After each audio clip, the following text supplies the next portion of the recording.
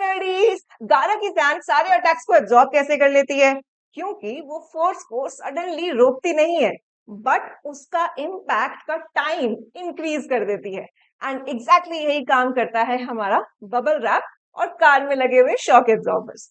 इन सब के पीछे जो हमारा हिडन लॉ छुपा है, that is Newton second law. जल्दी से क्विक रिवीजन। हमारा सेकंड लॉ क्या कहता है? जो हमारा नेट फोर्स है, it is rate of change in momentum. जैसे ही जहां रेट आएगा टाइम नीचे आएगा, राइट? तो force is change in momentum upon में टाइम। दैट मीन्स हम कह सकते हैं जो हमारा फोर्स है वो डायरेक्टली प्रोपोर्शनल है किसके? चेंज इन मोमेंटम के। और इनवर्सली प्रोपोर्शनल है किसका? टाइम। डायरेक्टली प्रोपोर्शनल याद है? डायरेक्टली प्रोपोर्शनल मतलब कोई एक चीज बढ़ेगी तो दूसरी चीज भी साथ में बढ़ जाएगी। इनवर्सली का मतलब कोई एक चीज बढ़ेगी तो दूसरी घट जाएगी, है ना? अच्छा, ये सब सीख लिया। अब ये सब यूज कहाँ होना है, किस चीज में यूज होता है ये सब? देखो, जैसे हमारा क्या है, karate player breaks a pile of tiles और a slab of ice in a single blow. अच्छा, इसमें क्या हो रहा है? हमारे पास हमें फॉर्मूला पता है, हमें ये भी पता है force is directly change in momentum और इनवर्सली प्रोपोर्शनल टू टाइम। अब बेसिकली यहाँ पर हो क्या रहा है? एक मान लेते हैं कि ये टाइल है, इसको अब जब कराटे प्लेयर तोड़ रहा है, क्या वो बिल्कुल ऐसे हाथ रख के ऐसे दबा रहा है? नहीं। वो क्या कर रहा है? वो एक सडन फोर्स लगाता है ना? एक सडन फोर्स लग रहा है और वो फोर्स मतलब उसका हैंड और वो आइस या टाइल जो भी है वो कांटेक्ट में बहुत ही फ्रैक्शंस ऑफ सेकंड के लिए, कुछ हर 0.01 सेकंड इस तरीके के छोटे से टाइम का होता है, एक सडन शॉक दिया जाता है ना? तो टाइम इतना ज्यादा कम हो गया। अगर टाइम ऑफ कांटेक्ट उस इम्पैक्ट का, हमारा फोर्स क्या है basically? Inversely proportional to time है ना? तो जब हमारा टाइम इतना ज्यादा कम हो गया, बहुत छोटा है टाइम, तो हमारा फोर्स क्या होगा? बहुत ज्यादा, है ना? टाइम इतना सा है लेकिन इसका मतलब फोर्स हमारी बहुत ज्यादा होगी। तो फोर्स का इम्पैक्ट बढ़ाने के लिए, फोर्स को बढ़ाने के लिए हमने क्या किया? टाइम ऑफ कांटेक्ट जो था, टाइम को बहुत छोटा रखा। तो इसी तरीके से ये चीज सेकेंड लॉ यूज किया जाता है। ठीक है। अच्छा, और एग्जाम्पल्स होते हैं क्या? बिल्कुल होते हैं। देखो यहाँ पर, देखो अभी हमने देखा था कि कार के जो शॉक एब्जॉर्बर्स है, शॉकर्स जो होते हैं, वो कैसे लगे हुए होते हैं, मतलब वो कर क्या रहे हैं, क्यों लगे होते हैं? बिकॉज बम्पी रोड है यहाँ तो बहुत है ना इंडिया में। तो हमारे जो रोड्स हैं उस पर किस तरीके से स्मूथ राइड हो सके, कितनी बेटर, जितनी ज्यादा, जैसे बहुत सारे आपने एड्स भी देखे होंगे, है ना? जिसमें क्या होता है बेसिकली, कार ऐसे कार में एक पानी का ग्लास रखा होता है, देन वो एक बम्पी रोड पे ले जाके दिखाते हैं, है ना? देखा होगा वो एड। तो उसमें वो टेस्ट करते हैं कि पानी किसमें छलक के गिर गया और किसमें नहीं। एक तो यहाँ पर भी हो क्या रहा है बेसिकली कि सडन बम्प आया तो क्या हुआ? अब वो उस चेंज इन मोमेंटम आएगा सडनली, है ना? एक बम्प, एक सीट स्मूथ चल रही थी, फिर अचानक से कोई एक बम्प आया, गड्ढे में गई कार, तो होगा क्या? उसने क्या किया बेसिकली, उस इम्पैक्ट का, वो जब स्प्रिंग, ये शॉकर्स क्या है बेसिकली, इस तरीके से बीच में स्प्रिंग्स लगे हुए हैं, तो उससे क्या हुआ बेसिकली, वो टाइम बहुत बढ़ा दिया, उस इम्पैक्ट का टाइम बढ़ गया। अगर उस इम्पैक्ट का टाइम बढ़ेगा तो हमारा फोर्स क्या होगा? डिक्रीज हो जाएगा। तो हमें थोड़ा राइट, थोड़ी उसके कंपैरिजन में स्मूथ लगने लग जाती है। यहाँ पर हमें समझ आ गया कि हमारे जो कार में शॉकर्स लगते हैं वो क्यों लगते हैं, क्योंकि हमें इम्पैक्ट का, उसका इम्पैक्ट का जो टाइम है वो हमें बढ़ाना है, जिससे हमारा फोर्स कम हो जाएगा और हमें थोड़ी स्मूथ राइड मिल जाएगी। ठीक है जी। अच्छा, और एग्जांपल्स भी है, बिल्कुल है। देखो, a cricketer moves his hand backward in the direction of the ball, है ना? आपने खेलते ही होंगे ना गली क्रिकेट, या जो भी, आप अगर कोई अकेडमी ज्वाइन कर रखी है तो देख क्या करते हैं, कैच के टाइम पे ऐसे पीछे लेकर जाते हैं ना। क्यों लेकर जा रहे हैं? अगर आप सीधा ऐसे पकड़ते हो तो चोट लगने के ज्यादा चांसेस होते हैं। क्यों होगा ऐसा? अगर आपने यही पकड़ लिया, कार सॉरी बॉल का जो, बॉल बहुत तेजी से आई है ना, बॉल बॉल की वेलोसिटी बहुत ज्यादा है, और आपने हाथ में लाके उसको, उसकी आपका जो इनिशियल वेलोसिटी थी यू बहुत ज्यादा थी, और उसकी फाइनल आपने हाथ में लाके क्या करा, उसको रोक दिया, तो वेलोसिटी एकदम से जीरो हुई। That means change in momentum. That means जो हमारा चेंज इन मोमेंटम था वो बहुत ज्यादा है जब आप उसको डायरेक्ट रोक लेते हो। अगर चेंज इन मोमेंटम ज्यादा होगा तो फोर्स ज्यादा होगी। दैट मीन्स आपको चोट लग सकती है ना? ऐसे ही पकड़ोगे तो चोट लग जाएगी। अब जब हाथ हम इस तरीके से पीछे लेकर जा रहे हैं तो क्या हो रहा है, हम उस इम्पैक्ट का, हम क्या करें, जैसे जैसे पीछे लेके जा रहे हैं उसको इम्पैक्ट का टाइम बढ़ा दे रहे हैं, उस टाइम को इंक्रीज कर दे रहे हैं। तो यहाँ जब टाइम बढ़ेगा हमारा फोर्स क्या होगा? डिक्रीज। कोई परेशानी, कोई, तो दैट सेम फंडा है। हमने फॉर्मूला पढ़ लिया, that force is equals to change in momentum upon में टाइम। अगर चेंज इन मोमेंटम ज्यादा है तो फोर्स ज्यादा, टाइम ज्यादा है तो फोर्स कम, टाइम कम है तो फोर्स ज्यादा, बस ये कॉन्सेप्ट लगना है सारे चीजों में। ठीक, कोई परेशानी, कोई दिक्कत? और एग्जांपल्स बिल्कुल है, देखो सीट बेल्ट पहनने के लिए बोला जाता है, क्यों बोला जाता है भाई? क्योंकि ये होता है ना। यहाँ पर देखो एयर बैग्स लगे होते हैं, जस्ट हो कि किसी को ऐसे एक्सपीरियंस ना करना पड़े, बट यू कैन सी, है ना, ऐसा डेमो देखते हैं, अगर हम देखते बहुत सारी वीडियोस में देखा है, तो अगर एक सडन जोर लगता है तो क्या होता है, एयर बैग्स खुलते हैं। तो अभी यहाँ पर एयर बैग्स भी बेसिकली क्या कर रहे हैं, उस इम्पैक्ट को क्या कर रहे हैं, बेसिकली सॉफ्टन अप कर रहे हैं, टाइम बढ़ा दे रहे हैं। एयर बैग्स का भी वही काम हो रहा है, बट अकेला एयर बैग काम नहीं कर पाता, बिकॉज वो एक इतना बहुत तेजी से अगर कार मूव कर रही है तो बहुत एकदम हिट हुआ है, तो वो अगेन एकदम से जीरो हुआ है, तो चेंज इन मोमेंटम बहुत ज्यादा है, तो इसका मतलब फोर्स भी हमारी बहुत ज्यादा होगी। तो अकेला एयर बैग कुछ नहीं कर पाता, उसके लिए हमें क्या करना होता है, सीट बेल्ट पहनना होता है। सीट बेल्ट भी क्या कर रहा है, बेसिकली सीट बेल्ट का काम क्या है, सीट बेल्ट और एयर बैग दोनों मिलकर काम करते हैं कि जो इम्पैक्ट एकदम से चेंज इन मोमेंटम, जो हमारा चेंज इन मोमेंटम एकदम से हाई हुआ है ना, एकदम से सडन जोर लगा है, सडन जर्क लगा है, उसने क्या किया, यहाँ पे फोर्स ज्यादा बढ़ा दिया, बट अब क्योंकि फोर्स बहुत बड़ी हुई है, कम कौन कर सकता है, सीट बेल्ट।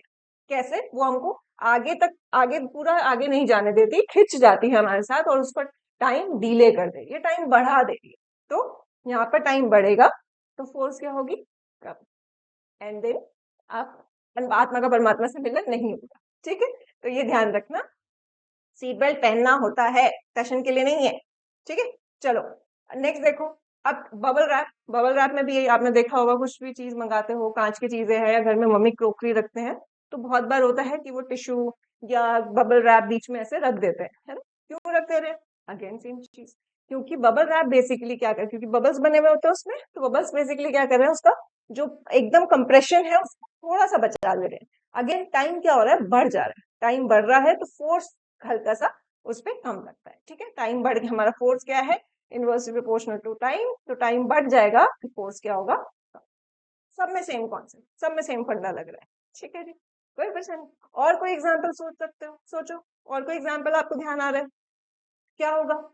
अगर आपने एथलीट्स को देखा होगा जो हाई जंप करके जाते हैं, है ना, हाई जंप करते आगे, या तो जैसे यहाँ पे तो कुशन रखा हुआ है, बहुत बार देखा होगा आपने कि आगे सैंड रखा हुआ होता है, पूरा रेत रखा हुआ होता है, क्यों रखा है, क्यों रखा है, अगेन सेम, अगर वो कंक्रीट के फ्लोर पे गिरेंगे, अगर ऐसे हाई जंप करके आया, वो हाई जंप करके आया और एकदम से कंक्रीट के फ्लोर पे गिरेंगे, तो क्या हुआ, इतना हाई वेलोसिटी के साथ मूव कर रहा था, फ्लोर पे आते ही zero, that means change in momentum इतना हाई है, तो फोर्स भी बहुत ज्यादा होगी, तो चोट लगेगी, है ना, बहुत ज्यादा लगेगी, तो उसको क्या करा जाए, फिर क्या करेंगे, टाइम बढ़ाना पड़ेगा। टाइम कैसे बढ़ाएंगे, नीचे कुशन बेड लगाकर, थोड़ा सा फोम लगाकर, या फिर रेत लगा, है ना, रेत बिछा देंगे, तो वो भी क्या करेगा, बेसिकली टाइम बढ़ा देगा उस इम्पैक्ट का, तो हमारा फोर्स क्या होगा, कम हो जाएगा। ठीक है जी, कोई परेशानी, कोई दुख दर्द? और कोई एग्जाम्पल, सोचो सोचो, और एग्जाम्पल आप सोच सकते हैं अपने आसपास जो आप देखते हो, सोचो, फोन कवर भी आप देखते हो अपने, क्यों क्यों यूज किया जाता है, क्योंकि हाथ से तो गिरता ही रहता है वो, है ना, तो फोन कवर भी क्या कर रहा है, बेसिकली एकदम से जो आपके हाथ से गिरा, क्योंकि वो तेजी से गिर रहा है और फ्लोर पे आते ही उसका वेलोसिटी क्या हो गया, जीरो, है ना, टच होगा जीरो, तो वो एक जो चेंज इन मोमेंटम है बहुत हाई है, तो उसको डिले, फोर्स ज्यादा हो जाएगी, पर उस फोर्स को कम करने के लिए क्या किया, एक कवर लगा देते हैं, कवर लगाया तो उसके बीच जो उसका कुछ मतलब उसका जो मटेरियल होता है थोड़ा सा स्पॉन्जी, थोड़ा सा सॉफ्ट होता है, अलग अलग टाइप के आने लगे हैं अब तो, बट उस तरीके से होता है, तो उसका टाइम बेसिकली क्या हो जाएगा हमारा, अगेन सेम चीज कि force is inversely proportional to time, तो क्या होगा, टाइम बढ़ेगा तो फोर्स भी बढ़ जाएगा। सेम चीज हेलमेट में होती है, हेलमेट भी पहनना होता है, ऐसे ही नहीं घूमना होता है ब्रूम ब्रूम। ठीक है, हेलमेट पहनना है, तो हेलमेट भी क्या काम कर रहा है, यही काम कर रहा है कि उस इम्पैक्ट को आप तक पहुंचने से पहले वो टाइम, उसको टाइम डिले कर कर, उसका टाइम बढ़ाकर उस फोर्स को कम कर दे रहा है और आपकी जान बचा लेता है। ठीक है, कोई परेशानी, कोई दुख दर्द? अच्छा, तो अब तो आप डे टू डे लाइफ में अपने ऑलरेडी अपने आस पास जितने भी न्यूटन के सेकंड लॉ की एप्लीकेशन है वो आराम से ढूंढ लोगे, है ना, और सबको समझाओगे भी भाई सीट बेल्ट पहनना और हेलमेट पहनना कितना जरूरी है। ठीक है, अच्छा, अब देखो आगे एक और क्वेश्चन आता है हमारे पास कि क्या हमने सेकंड लॉ पूरा कर लिया है, फर्स्ट लॉ हम पहले पढ़ के आ चुके हैं, तो क्या ये बिल्कुल सेपरेट लॉ है, क्योंकि दोनों ने फोर्स की बात करी। एक फर्स्ट लॉ ने कहा था कि हमारा फोर्स नहीं लग रही है बॉडी पे, तो वो जैसा है वैसा रहता है ना, नेट फोर्स जीरो रहती है, तो हमारे पास जैसी बॉडी है जिस स्टेट में रहेगी वो वैसा रहेगा, मतलब उसकी इनिशियल वेलोसिटी और फाइनल वेलोसिटी सेम रहेगी, चाहे अगर वो रुका हुआ है तो रुका रहेगा, मूव कर रहा है तो मूव करता रहेगा। ठीक है, हमारा सेकेंड लॉ ने हमें बताया कि अगर उस पर फोर्स लग रही है तो वो एक्सेलरेट कर जाएगा। वो कैसे एक्सेलरेट करेगा, उसको मोमेंटम चेंज हो जाएगा, वो टाइम पे डिपेंड करे, rate of change of momentum पे डिपेंड करेगा हमारा नेट फोर्स, है ना। ये सब चीजें बताई। तो पहले ने बताया फोर्स नहीं लगती तो क्या होता है, दूसरे ने बताया फोर्स लगती है तो क्या होता है। तो क्या ये अलग बात है? नहीं, सेम। कैसे, देखो यहाँ पर हम क्वेश्चन आपका अक्सर जो लैंग्वेज यूज हो जाती है वो इस तरीके से होती है कि first law is first law contained in second law, कि हमारा फर्स्ट लॉ सेकेंड लॉ के अंदर कंटेन्ड है, समाया हुआ है। क्या इसी के से हम सेकेंड लॉ से ही फर्स्ट लॉ को ला सकते हैं, एक्सप्लेन कर सकते हैं? बिल्कुल कर सकते हैं। कैसे, देखो हमारा हमारा सेकेंड लॉ क्या कहता है, चेंज इन मोमेंटम, है ना, चेंज इन मोमेंटम अपॉन में टाइम। अब तो आपको याद हो ही गया होगा ये। ठीक है जी, ठीक है। अब मुझे बताओ, इसको अगर हम मैथमेटिकल फॉर्म में लिखते हैं तो हमने पढ़ा था पिछली क्लास में, क्या था चेंज इन मोमेंटम, क्या पढ़ा था हमारे पास, चेंज इन मोमेंटम क्या था, P final minus P initial upon में टाइम, ऐसा पढ़ा था, याद आ गया। तो मोमेंटम का फॉर्मूला क्या होता है, हमारा मोमेंटम का फॉर्मूला क्या होता है, एम वी, है ना। तो मेरा जो पी एफ, पी इनिशियल क्या है, एम यू, और पी फाइनल क्या है, एम वी, है ना। ये तो याद आ गया सबको, ये तो पुरानी बात है। अच्छा, तो चेंज इन मोमेंटम हमारे पास क्या होगा, एम आपके पास फाइनल माइनस इनिशियल, ये इस तरीके की कहानी है। ठीक है जी, है ना। या फिर हम आपने डायरेक्ट लिखा था, याद हो तो सबको, कि इस तरीके से कहानी लिखी थी, है ना। ये ऐसे लिख लो या फिर ऐसे लिख लो, कोई फर्क नहीं पड़ता, एक ही बात है। ठीक है, अब मुझे बताओ, हमने क्या कहा, हमारे पास ये सेकेंड लॉ है, दिस इज सेकेंड लॉ, है ना, दिस इज सेकेंड लॉ। अब मुझे ये बताओ, हमने कहा कि क्या सेकेंड लॉ से फर्स्ट लॉ पे आया जा सकता है? हाँ बिल्कुल आया जा सकता है। क्या, और फर्स्ट लॉ कहता क्या है, कि जब हमारे पास एक्सटर्नल फोर्स नहीं लग रही है, कोई भी उस पर कोई एक्सटर्नल फोर्स नहीं लग रही है, कोई एक्सटर्नल एजेंट नहीं है, तो मेरी हमेशा जो स्टेट है वो मेंटेन रहेगी। ठीक है जी, दैट मीन स्टेट को तो चलो बाद में देख, स्टेट हमारी सेम रहेगी या नहीं रहेगी हमें यही प्रूव करना है। पर हमारे पास गिवन क्या है, कि वो नेट फोर्स जो एक्सटर्नल फोर्स है वो जीरो है। फर्स्ट लॉ तो यही कहता है ना, बाय फर्स्ट लॉ हमारे पास क्या चीज गिवन है, गिवन क्या है, कि जो हमारा एफ है वो that is zero by first law. क्योंकि हमें फर्स्ट लॉ पे आना है तो हमें फर्स्ट लॉ का स्टेटमेंट लेके चलना पड़ेगा। तो हमें एक्सटर्नल फोर्स क्या है, जीरो। ठीक है जी, अब कर दो इसको जीरो, तो zero is equals to M V minus M U upon time. अब इसको उठा के इधर लेके जाओगे तो क्या होगा, जीरो हो जाएगा, M V minus M U, है ना। अच्छा, अब इसको इधर लेके जाओगे तो क्या होगा, एम, ये माइनस का था तो प्लस का हो गया, M U is equals to M D. अब मास तो सेम है यहाँ की, तो हमारे पास एम से एम कट गया, क्या आया, यू इज इक्वल्स टू, तो initial velocity is equals to final velocity, same आ गया। तो यहां से हम कह सकते हैं भाई, कि जब हमारा एक्सटर्नल फोर्स है जीरो है, एक्सटर्नल फोर्स नहीं लग रहा है, तो बेसिकली जो सेकंड लॉ है वो ही हमारा फर्स्ट लॉ में कन्वर्ट हो जाता है। वो हमें प्रूव करके दे रहा है that U is equals to V, है ना। हमें सेकंड लॉ, हमने शुरुआत कहाँ से करी, सेकंड लॉ से करी। सेकंड लॉ में ही हमने फर्स्ट लॉ को अप्लाई किया। क्या कह रहा था फर्स्ट लॉ, कि एक्सटर्नल फोर्स जीरो होगी तो वो गिवन स्टेट से आप उसकी सेम रहेगी। तो सेम है या नहीं ये हमें पता लगाना था, तो एक्सटर्नल फोर्स जीरो कर दी एंड उसको पुट किया और फर्दर सॉल्व कर दिया। ठीक है जी, कोई परेशानी, थोड़ी सी सुंदर राइटिंग होती है मेरी थोड़ा सा एडजस्ट कर देना, है ना। समझ आ गया, कोई परेशानी, कोई दुख दर्द, अगर इसमें फिर भी कोई डाउट हो तो लेट मी नो, कमेंट में बताइएगा, मैं नेक्स्ट क्लास में एक बार इसको फिर से रिपीट कर दूंगी। ठीक, अच्छा इसके अलावा कोई क्वेश्चन था जो हमारा पिछला कहीं रह गया था? हाँ बिल्कुल रह गया था, देखो कैसे। हमारे पास पूछा जाता है, plot a graph between force applied on a body and the acceleration produce in the given mass assuming that the magnitude of force is constantly changing. हमें ग्राफ प्लॉट करना है बेसिकली, किसके बीच में, फोर्स के बीच में और एक्सेलरेशन के बीच में। कब, produce in the given mass, मतलब बॉडी का जो मास है वो कांस्टेंट है, तो हमें फोर्स और एक्सेलरेशन की का प्लॉट करना है ग्राफ। और वो कह रहा है कि force is constantly changing, force हमारा कॉन्स्टेंटली चेंज हो रहा है। ठीक है जी, क्वेश्चन समझ आ गया? ठीक है जी, अब मुझे बताओ हमारे पास फॉर्मूला क्या होता है, F is equals to M A, है ना। तो जो गिवन क्वेश्चन है उसमें वो ये कह रहा है, गिवन क्वेश्चन जो है, मैं अभी इसके क्योंकि 2-3 पार्ट कराऊंगी सेम क्वेश्चन के, तो इसीलिए मैंने पार्ट्स लिखे हैं, ठीक है। पहले क्वेश्चन में क्या बोल, मतलब जो क्वेश्चन गिवन है हमारे पास वो क्या बोल रहा है, उसमें मास कांस्टेंट है, एक बॉडी है जिसकी हमें फोर्स बना, तो मास अगर कांस्टेंट है, if mass is constant that means force क्या है, डायरेक्टली प्रोपोर्शनल टू एक्सेलरेशन है। और हमको डायरेक्टली प्रोपोर्शनल का ग्राफ ऑलरेडी बनाना आता है। कैसा होता है, मोमेंटम के केस में किया था, याद है, तो कैसा होता है, स्ट्रेट लाइन। तो यहाँ पर हमारे पास फोर्स और एक्सेलरेशन का कैसा ग्राफ हो जाएगा, एक स्ट्रेट लाइन, ठीक है। तो ये तो इजी था बहुत। अच्छा, इसी क्वेश्चन को बदला जा सकता है, बिल्कुल बदला जा सकता है। कैसे, अगर वो बोल दे कि जो अप्लाइड फोर्स है वो कांस्टेंट है और हमें ग्राफ किसके बीच में बनाना है, एम और ए के बीच में, तो क्या कहानी बनेगी, सोचो। अगर नेक्स्ट पार्ट में बोलता है कि एफ कांस्टेंट है, हमारे पास एक एफ कांस्टेंट है, कांस्टेंट फोर्स लग रही है, तो मास और एक्सेलरेशन के बीच में क्या रिलेशन होगा, वो ग्राफ प्लॉट करना है। सोचो क्या होगा, अगर मास कांस्टेंट, ये एफ कांस्टेंट है, तो that means constant is equals to M A हो गया। तो यहां से क्या होगा, कांस्टेंट, तो बेसिकली क्या होगा, ए इधर आएगा, तो mass is inversely proportional to acceleration, या फिर हम कह सकते हैं acceleration is inversely proportional to mass, कुछ भी किसी भी फॉर्म में लिख सकते हैं, कोई परेशानी, कोई दुख दर्द, ऐसा लिखा जा सकता है। तो इसका ग्राफ कैसे बनेगा, देखो ए इसका बना लेते हैं, उसका भी एक ही बात है, अगर आप कोऑर्डिनेट चेंज कर दोगे तो वो हो जाएगा। फिलहाल क्या है, ए इसकी बना रहे हैं, तो a is inversely proportional to mass, तो ए इधर, मास इधर, ठीक है। तो कैसा बनता था, याद करो, अभी हमने जब M P equals to M B की कहानी करी थी, पी को कांस्टेंट किया था, तो एम मेरा इनवर्सली प्रोपोर्शनल टू वेलोसिटी आया था, तो वहां पर भी क्या कहानी बनी थी, कुछ इस तरह की। इनवर्सली प्रोपोर्शनल का ग्राफ कैसा है, कुछ इस शेप का, ठीक है जी। तो हमारे पास ये हमारे पास ग्राफ आता है।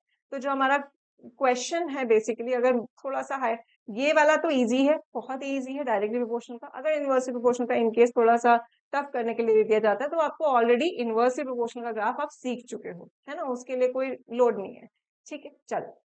अच्छा, इसके अलावा कोई क्वेश्चन जो इस पे बेस्ड है वो देखो। A cricket ball of mass 70 gram moving with a velocity of 0.5 meter per second is stopped by a player in 0.5 second. एक बॉल है जिसका मास कितना गिवन है हमको, 70 ग्राम। तो ग्राम में है, सबसे पहले तो इसको चेंज कर लो, कैसे करेंगे, ग्राम में है तो किलोग्राम में करना है, तो किससे करेंगे, 1000 से डिवाइड कर देंगे, कितना आया, पॉइंट, यहाँ से जीरो गया, 2 जीरो बचे, तो कितना आया, 0.07 किलोग्राम। अब वो कहता है that ball is moving with velocity 0.5, that means हमें u दे रखा है कितना, 0.5 मीटर पर सेकेंड। क्या बोलता है, इज स्टॉप्ड, तो दैट मींस फाइनल वेलोसिटी क्या है, 0, इसको रोक लिया गया, 0 हो गया। कितनी देर में रोका गया, कितनी देर में रोका गया, 0.5 सेकेंड में, तो 0.5 सेकेंड t हो गया। पूछा क्या जा रहा है, फोर्स अप्लाई, बहुत ही बेसिक, अभी फॉर्मूला रटा है भाई। फोर्स क्या होता है, चेंज इन मोमेंटम, तो चेंज इन मोमेंटम क्या है, ये change in momentum, rate of change in momentum हमारे पास फोर्स का फॉर्मूला है, that means m is equals to v minus U upon में टाइम, ये फॉर्मूला पढ़ा है हमने। मास का फॉर्म, मास क्या होता है, क्या वैल्यू गिवन है, 0.07 इंटू v कितना है 0, u कितना है 0.5, और नीचे क्या है, टाइम कितना है 0.5, ठीक है जी, बस हो गया। अब तो 0.07 इंटू में, अब 0.5, 0 माइनस 0.5 कितना होगा, 0.5 माइनस का 0.5, है ना, दिस नेक्स्ट क्या है 0.5, है ना। अच्छा, अब इस माइनस साइन को बाहर लिख सकते हैं, बाहर लिख दो, थोड़ा सा इजी हो जाएगा समझने में, वरना भूल जाओगे हमेशा, इसीलिए मैं यहाँ पे लिख रही हूँ एक स्टेप, वरना आप डायरेक्ट कर सकते हो। 0.07 यहाँ पर आपने इधर, यहाँ इंटू 0.5 अपॉन 0.5, थोड़ा सुंदर हो गया है, काइंडली एडजस्ट, 0.5 से 0.5 कट गया, तो कितना आया, माइनस 0.07 न्यूटन, ठीक है। तो हमारा फोर्स निकल के जो आई, फोर्स की वैल्यू कितनी आई, माइनस 0.07 न्यूटन, ये हमारा आंसर आया। अब ये माइनस साइन क्या बता रहा है, कि हमें फोर्स ऑपोजिट डायरेक्शन, कोई बॉल आ रही है इस डायरेक्शन में, तो हमें फोर्स क्या करना पड़ेगा, ऑपोजिट डायरेक्शन में लगाना पड़ेगा उसको रोकने के लिए। तो ये नेगेटिव साइन क्या है कि बॉल का जो इनिशियल मोशन है, इनिशियल मोशन की डायरेक्शन है, उससे ऑपोजिट हमारी फोर्स लगे। ठीक है जी, कोई परेशानी, कोई दुख दर्द? तो हमने एप्लीकेशन समझ ली है सारी सारी। वो एप्लीकेशन किस पे बेस्ड है कि भाई अगर चेंज मोमेंटम ज्यादा तो फोर्स ज्यादा, टाइम ज्यादा तो फोर्स कम, टाइम कम तो फोर्स ज्यादा। That's it. इतने सारी हमने एप्लीकेशन पढ़ी। और दूसरा हमने पढ़ा कि क्या फर्स्ट लॉ सेकंड लॉ से निकाला जा सकता है? बिल्कुल निकाला जा सकता है। सेकंड लॉ का फॉर्मूला लिखो, पर फर्स्ट लॉ कहता है कि एक्सटर्नल फोर्स जीरो होती है, तो एक्सटर्नल फोर्स को जीरो कर दो, वहां से हमारे पास निकल के आ जाता है V is equals to U, and यहाँ से हमारा फर्स्ट लॉ प्रूव हो जाता है। अभी हमने कुछ न्यूमेरिकल्स करे। फोर्स मास कांस्टेंट है, force is directly proportional to a, तो ग्राफ कैसा बनेगा? Straight line. और अगर फोर्स कांस्टेंट है तो मास और एक्सेलरेशन इनवर्सली प्रोपोर्शनल होती है, तो हमारे पास ग्राफ कैसा बनता है? इनवर्सली प्रोपोर्शनल वाला, कर्व वाला। ठीक, एक ये बेसिक से हमने न्यूमेरिकल कवर किया। अब नेक्स्ट हुक आगे वांट्स टू नो क्या कहता है कि if air bag saves life, अगर एयर बैग सेव करता है लाइफ को, then how do karate master break times? Is the real difference force? जो ये रियल डिफरेंस है, is it caused by force और बाय टाइम? ये जो अगर एक जगह पे एयरबैग लाइफ बचा ले रही है और वहीं पर दूसरी जगह पर कराटे मास्टर जो है वो टाइल को तोड़ दे रहा है, तो क्या डिफरेंस? क्या फोर्स का डिफरेंस है या फिर टाइम का खेल है? ये आपको कमेंट करके बताना है। सो यहाँ पर हमारा क्लास खत्म होगी एंड नेक्स्ट क्लास में हम क्या कवर करेंगे? इम्पल्स। बहुत इंपॉर्टेंट टॉपिक है, बहुत इंटरेस्टिंग टॉपिक भी है, अक्सर ये छूट जाता है, तो इंपॉर्टेंट टॉपिक है। ऑलराइट, चलिए नेक्स्ट क्लास में मिलते हैं। या फिर इस आगे साइनिंग ऑफ, बाय।